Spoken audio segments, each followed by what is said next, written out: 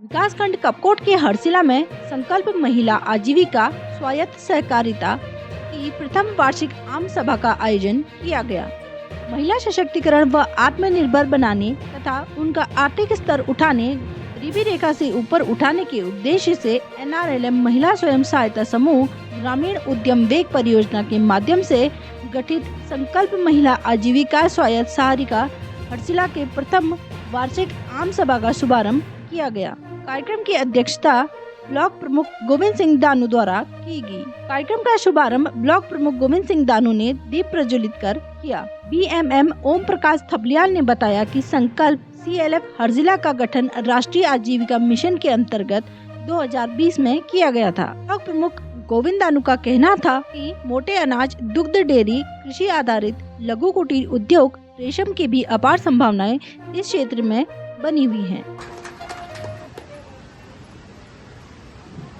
जब बन ही गया बहनों का गठन, इसको मजबूत करने का वादा करो।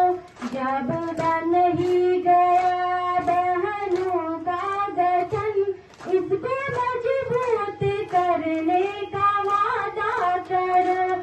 4 दिन की सहेली सहेली नहीं, उम्र भर साथ देने का वादा करो। 4 दिन की परियोजना से बर्बाद हो गया। तो इसको शासन स्तर पर देखते हुए काफी माननीय मुख्यमंत्री जी ने इसमें एक पहल लिखी गई कि इस परियोजना का नाम में थोड़ा संशोधन किया जाए, जिससे हमारे गांव घर की जो महिलाएं हैं और लोगों के पास तक एक मैसेज पहुंच जाए कि वास्तव में परियोजना का क्या नाम है। उसका हाल फिलहाल में परसों ही 28 तारीख को संशोधन हुआ है मुख्य सचिव मैडम के माध्यम से। अब री परियोजना भविष्य में ग्रामोत्थान के नाम से जानी जाएगी। जो री परियोजना थी वो भविष्य में ग्रामोत्थान के नाम से। आपका जो मंडुआ है जो पहले कोई नहीं खरीदता था, आज सहकारिता विभाग स्वयं आपके यहाँ आके खरीद रही है और 42 रुपए का आपको पैसे दे रही है और जगह जगह पर उनके द्वारा कांटे लगाए जाते हैं कि अपना मंडुआ करें।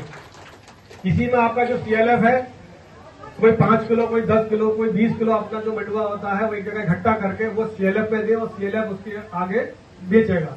इसी तरह हमारे यहाँ पे जो भट्ट, सोयाबीन, गेहूं की दाल, पूरा जो भी होता था, उसको भी चाहे सरकार छोटे छोटे पैकेट इकट्ठा करके महिलाओं को एक राष्ट्रीय इंटरनेशनल लेवल पर राज्य स्तर पर पहचान बनाने के लिए हाउस ऑफ हिमालय का एक ब्रांड बनाया गया है, जिसका उद्देश्य भी यही है कि जो हमारे पहाड़ के हिमालय क्षेत्र के जो उत्पाद है उनको देश विदेश तक पहचान बने। तो उसके लिए भी आप लोगों के लिए आगे बढ़ना है, CLF के माध्यम से काम करना है। तो किसी भी प्रकार के काम करने के लिए CLF जो संगठन है उसकी बहुत बड़ी भूमिका है। इसके लिए अभी BMM साहब ने बताया था कि 27 लाख रुपए आपके पास NRLM के माध्यम से है। करीब 10 से 15 लाख रुपए आपको रीप परियोजना से शेयर धन के रूप में और बिजनेस के रूप में दिया है। अगर हम मोटा मोटा देंगे तो 50 लाख रुपए इनके पास। जैसे मंडुआ है, झंगोरा है, इसका प्रोडक्शन इस घाटी से सब लोग खरीद के उसको एक जगह इकट्ठा करके पैकेजिंग करके ग्रेडिंग करके आप लोग बेच सकते हैं। और उसके लिए पैसा कहाँ से आएगा? पैसा आप लोगों के समूह में है। समूह के लोगों से आप उधार लेंगे और उसी पैसे को ब्याज देंगे तो समूह वाले को भी फायदा और आपके अपने घर वाले परिवार वालों को एक को फायदा मिल जाएगा। जो कहता है कि मेरे पास 1 रुपया भी नहीं है काम करने के लिए, तो समूह के पास पैसा है, उस पैसे से अपना कारोबार करके एक तो समूह की महिलाओं को ब्याज भी मिल जाएगा, उसका प्रॉफिट भी होगा और दूसरा क्या है, और अपना कारोबार भी लोकल जो है प्रोडक्ट को यहाँ उत्पादन जो है बढ़ाएगा। जिस बात है संगठन इस वक्त 80 करोड़ रुपए का काम करा, 80 करोड़ रुपए का। मात्र गांव की महिला थी वो, सिलबट्टे में नोट भर के, पहाड़ी नमक भर के और 25-30 महिलाएं उन्हें रखी है, उसे ग्रेडिंग करके बेचती है। तो ऐसा काम भी आप लोग यहाँ पर कर सकते हैं। और दूसरी बात, अभी आपको देखो मैंने कहा ना, आप लोगों को महत्वपूर्ण जानकारी थी लेकिन आप लोग ध्यान नहीं दे रहे हैं। सर ने क्या बोला, इस समूह को जैसा मैंने सबसे ये कहा था, जिस क्षेत्र में जो होता है उस संगठन को वहाँ प्राथमिकता दीजिए। तो मैंने भी पूछा इनसे कि इन लोगों को क्या दिया कि जिससे कल के दिन इन लोगों को प्रत्येक परिवार को लाभ मिले। तो उन्होंने कहा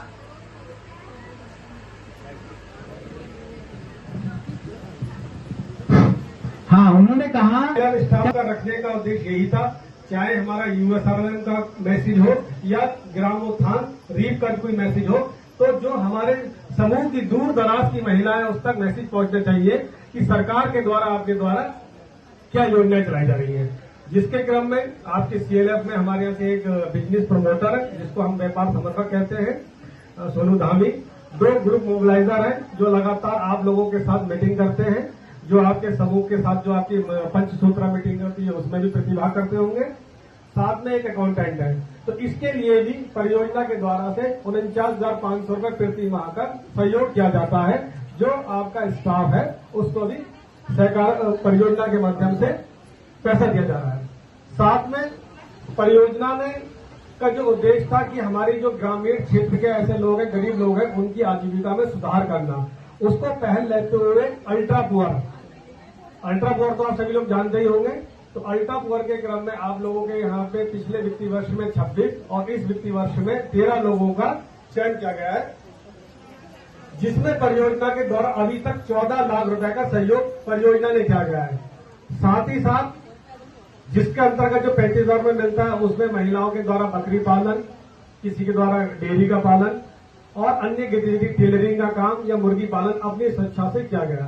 साथ में ये भी देखा गया कि जो हमारी ग्रामीण क्षेत्र की या महिला जो गरीब महिला है उसको अपने पशुओं को बांधने की व्यवस्था भी करी जाए। उसके साथ ही मनरेगा, जो हमारी मनरेगा योजना है, उसके साथ ही उसको एक कन्वर्जेंस किया गया कि उसके साथ युक्तिकरण या अभिसरण के माध्यम से उसको आजीविका पैकेज दिया गया, जिसकी कीमत भी 70 से 72,000 रुपए है, जो भी महिलाओं के द्वारा स्वयं इसको बनाया जाता है। तो यहाँ पे अभी कुछ वीडियो सब चले गए, तो मैं यही कहना चाहूंगा कि इसमें जो हमारे महिलाओं के द्वारा काम शुरू हो चुका है, तो जो बहुत से लोगों का भी मस्टॉल जारी हुआ है और किसी को पैसा नहीं मिला है। तो वीडियो साहब से मैं पुनः एक बार पर्सनली मिलकर चाहूंगा कि आप लोगों का जिनका कार्य पूरा हो चुका है तो उनकी जो धनराशि है वो उनके खाते में ट्रांसफर हो जाए। इसी के साथ कुछ लोग थोड़े से ऊंची श्रेणी में थे, सक्षम थे, उन्होंने कहा कि हम पहले से अपना कुछ कारोबार करते हैं, हम इस कारोबार को और ज्यादा बढ़ाना चाहते हैं। तो एक इंटरप्राइज का भी हमारे यहाँ से सहयोग किया गया, जिसमें ब्यूटी पार्लर का हो गया, गोटरी का हो गया, रिटेल शॉप हो गई, रिपेयर शॉप हो गई, किसी ने आपने टेलरिंग की दुकान, तो उसके लिए भी परियोजना के माध्यम से इसमें सहयोग किया गया है। तो उसमें भी परियोजना के द्वारा जो भी कॉस्ट होती है उसका 30% परियोजना के माध्यम से, 20% हमारा जो हमारा लाभार्थी है उसके द्वारा और 50% हमारा बैंक से है। तो मैं यहाँ पे हमारे जो बैंक मैनेजर है उनका भी धन्यवाद दूंगा कि आपका भी काफी सहयोग रहता है। जो भी हमारे बैंक लोन होते हैं तो आसानी से हो जाते हैं, ज्यादा समूह की महिलाओं को बार बार बुलाया नहीं जाता है। तो ये बात मेरा आपको धन्यवाद सर। और आगे भी उम्मीद करता हूँ कि जो भी हमारे बैंक लोन या CCL या हमारा अलग कुछ भी है तो आपका इसी तरह सहयोग बना रहेगा। इसी के साथ अभी जो हमारी बात चल रही थी कि हम बिजनेस कैसे करेंगे, सभी लोग बिजनेस करने लगेंगे, ये भी संभव नहीं है कि हमारे जो 728 लोग हैं सभी लोग इसमें बिजनेस करने लगेंगे। सभी करने लगेंगे मगर उसमें सहयोग छोटे छोटे उदाहरण के तौर पे। अभी इससे पहले के हमारे वक्ताओं ने बताया था कि हम यहाँ पे पारंपरिक फसलें करते हैं, हमारी फसल जोत या हमारी जमीन इतनी ज्यादा नहीं है कि हम क्विंटलों में टनों में उसकी खेती कर सकते हैं। मगर अभी एक हमारी बहन ने यहाँ पे बहुत अच्छा एक गीत गाया था कि अब जब सखियों का बनी गया है तो संगठन, तो क्यों ना आगे बढ़ा जाए। तो उसका उद्देश्य भी ये है, जिस तरह से हम अपने समूह की बचत कर रहे हैं, इसी प्रकार जो हमारे उत्पाद हैं, उदाहरण के तौर पे आप ही प्रमुख जी ने हमें बताया था, इससे पहले करीब पर डे 800 से 900 लीटर दूध यहाँ से जाता था। 2 साल 4 साल ये कोरोना से पहले जाता था। तो वो एक महिला देती थी, एक परिवार देता था, नहीं देता था ना। तो उसमें क्या होता था, किसी ने 250 ग्राम दिया, किसी ने आधा केजी दिया, किसी ने 1 केजी दिया, किसी ने 2 किलो दिया। तो वो क्या हमारा संगठन के माध्यम से एक जगह इकट्ठा होके वो मार्केट किया जाता था और उसका लाभ किसको मिलता था, सभी को। जितना जिसका शेयर होता था उसके हिसाब से उसको लाभ मिलता था। तो संगठन में हमारी इतनी ताकत है कि कोई भी बिजनेस ऐसा नहीं है कि हम नहीं कर सकते, पर उसको हमें संगठित होना पड़ेगा। और देवभूमि जन हुंकार समाचार के लिए बागेश्वर से मैं सीमा खेतवाल।